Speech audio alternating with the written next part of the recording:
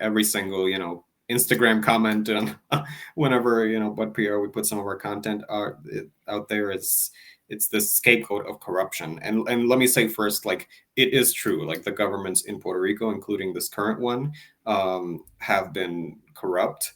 I would argue that the fact that it's been all of them tells you that, again, we're not dealing with bad individuals, we're dealing with a bad system. Like, if Puerto Rico keeps electing and having governors that are, corrupt and ignorant time after time after time, to me that says one of those things. Well, either Puerto Ricans are just terrible, inferior people who, don't know how to, we're brown people, we're from an island. I don't know what people think, why we would be inferior, and just like we're always making the same mistakes over and over again. And that's certainly what a lot of people think, frankly, because this idea that, was expressed by the US back at the turn of the century of like Puerto Ricans are savages and that's why we can't make them state or give them self-government.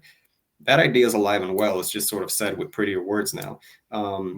But it's either Puerto Ricans are just like terrible and inferior, or we're stuck in a system that is corrupt and corrupting, and it keeps, reproducing these same corrupt outcomes.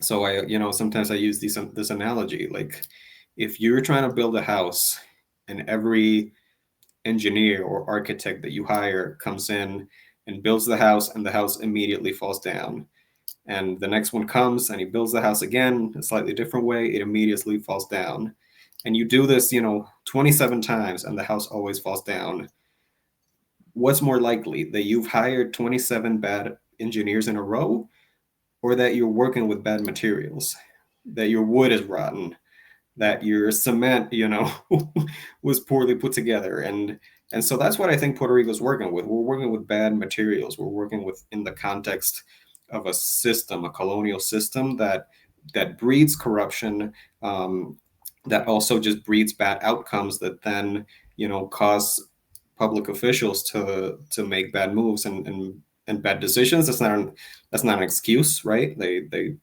deserve the blame for the things that they've done, but they've done it within that corrupting system. But the other thing I think that you said is incredibly important. Like, if we're going to talk about corruption, and if we're going to say that, oh, a place that is so corrupt doesn't deserve, self-government or sovereignty, when are we taking away the United States sovereignty?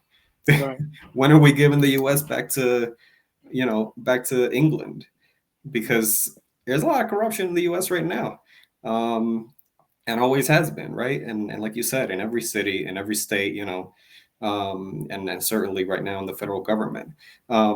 So, Puerto Rico's right to govern itself, Puerto Rico's right to be free from colonialism, rights can't be conditional. That's what makes them right. So it can't be like Puerto Rico gets to be free if they act right. Puerto Rico gets to be free if they get their act together. We don't. We can't tell people that they only get to have rights if they meet certain conditions, or if they're going to behave in the way that we want them to behave. Now, ideally, both things happen, right? Ideally, people get their rights and then they use them well and then they act right.